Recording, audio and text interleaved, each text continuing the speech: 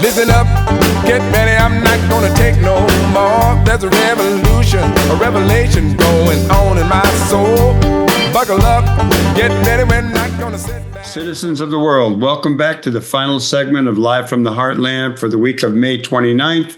And as usual, once a month, we bring on my cousin Adam James out there in Los Angeles area with the Adam James Sports Report. Hello, Adam. Hello, everybody. Great to be here. Always. What do you got for us, brother? Cousin? Well, first of all, congratulations to the Northwestern Wildcats women's lacrosse team. They just won the national championship. Phenomenal. It's actually their 9th national championship. And when I was playing football there, one of my good friends, his significant other was a member of that lacrosse team, and tremendous accomplishment by that program. So, and the World Cup is going on soon. What do you got on that? That's a really big sports story that's getting ready to occur. That's just a short while away. The World Cup is going to be coming up from June 11th and running all the way through late July. And one of the big stories about this World Cup is just the low energy, the low ticket sales, how that's impacting this enormous event. And then you combine that with some of the controversial things that are happening with the Iran program. Yeah, I think Iran. The national team, Iran, are scheduled to play in Los Angeles and Seattle, but the United States is not allowing their personnel into the country for more than the game. So they're actually going to be staying and training in Mexico and literally commuting, flying in for games in Chicago, in California and Washington. So just treating them just not treating them like a host should treat a guest in a major athletic tournament. Yes, indeed. It's been a really interesting undertaking. And one other thing about the Iran situation that I will say is in a positive for that team is that they're chosen Tijuana as their location. So it's actually a lot closer to where they'll be playing 2 of their 3 games. They're playing in Los Angeles for 2 of them, and then the third will be in Seattle. So in a way, it's a lot better. And plus, if you've been to Tijuana, which they're Muslim, so it's not going to be good. Anyway, I think the other interesting thing you were saying, ticket prices, this dynamic pricing where basically demand was setting the price, and now because people could not necessarily afford it or did not know how much they'd be paying, the prices beginning to drop. But I saw in New York City, Mayor Mandami has managed to make a lottery for $50 tickets. So he's managed to get a deal for the residents of the city of New York that can put their names forward and try and get a cheap ticket. Yes.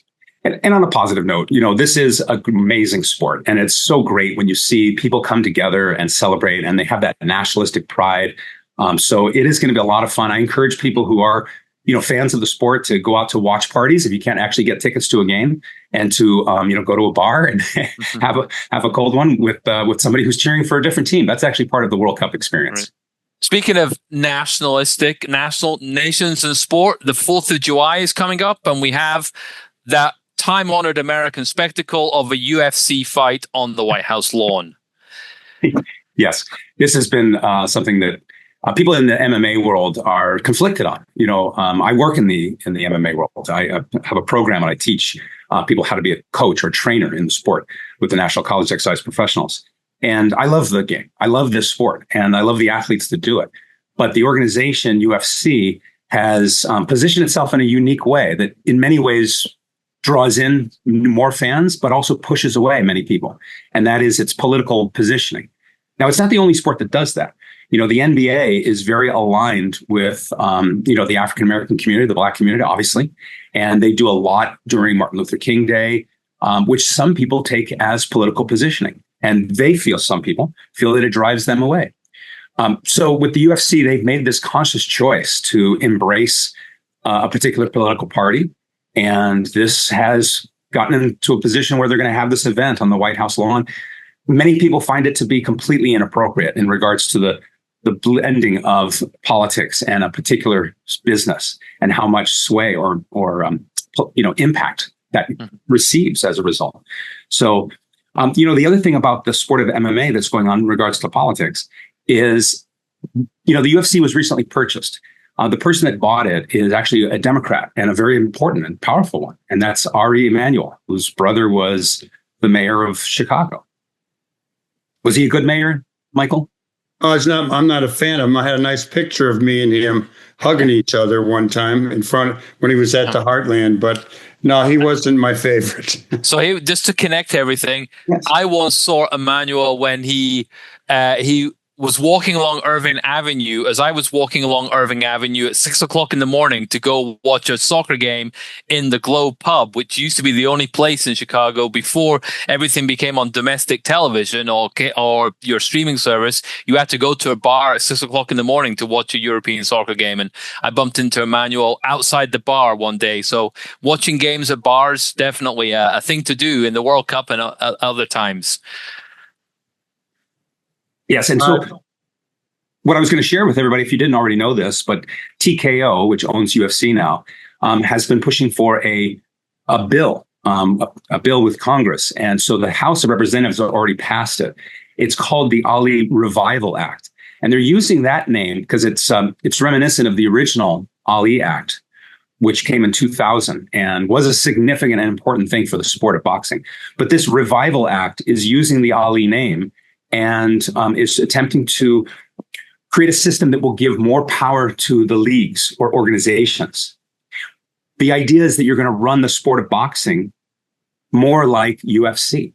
And the people in the boxing world are very much against it. The fighters and the boxing organizations, UFC's for it. Surprisingly, one group that I noticed was for it is the California Athletic Commission. And when I did my research on why they were supporting it, it's because of the safety measures. They do have some strong safety measures in this bill. However, conversely, a lot of the small enterprises, they're saying that this new bill will price them out. It has requirements that are impossible for a small venue or a small league to be able to match. And so what they feel it's doing is it's putting the UFC and organizations like that into a position of a monopoly. You know, another thing that I wanted to bring up, I saw on TV someone from the NAACP talking about a boycott of SEC, the Southern Athletic Conference, whatever it's called, and they, a lot of big teams, South Carolina, Louisiana, Georgia, et cetera, and calling black athletes, like high school kids coming up or people already playing, to boycott the SEC and those teams over the gerrymandering and redistricting of kicking basically black congressional people out. What do you got on that, Adam?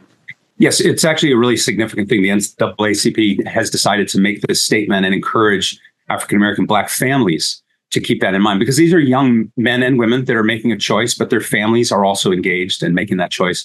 And yes, the specific states that were singled out were Alabama, Florida, Georgia, Louisiana, Mississippi, South Carolina, Tennessee, and Texas.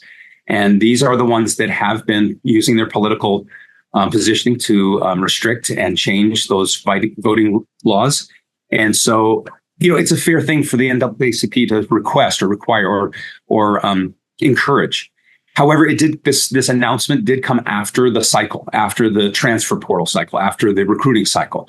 So whether that was intentional to soften the blow, to allow people to think about it before it's an acted upon decision, or whether they just got the word out late after that cycle was completed. But it won't have any real effect for another year or 2 or 5.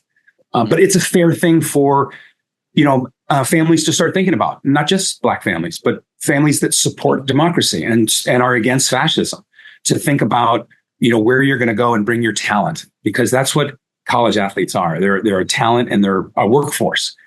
So that's another thing that, of course, is a big topic in the sports world is the NIL, name, image, and likeness, and how that's affecting college sports. There's a lot of effort to curtail or control or rein in how that's happening. I'm a big believer in freedom. I'm a big believer that the athletes have rights and they should be able to transfer just as any college student transfers each year. The one thing about them, these college athletes, is they bring a lot with them. They impact finances. So the one thing, there is another bill that's out there right now, which they're trying to push forward in regards to college sports. And one of the congressional representatives made an interesting comment. He said, it's not about the NIL, it's about stability. And it's about creating more balance and stability for the institutions, because it's not just one sport. It's not just football and basketball as well, but you've got all these other sports that rely on the economic impact that their football team generally provides. And when that has instability, an unknown factor year to year, you never know, all the other sports, women's lacrosse, for example, will be affected. So we also want to take that into consideration when the greater society is helping, come up with a plan and how to handle these kind of things.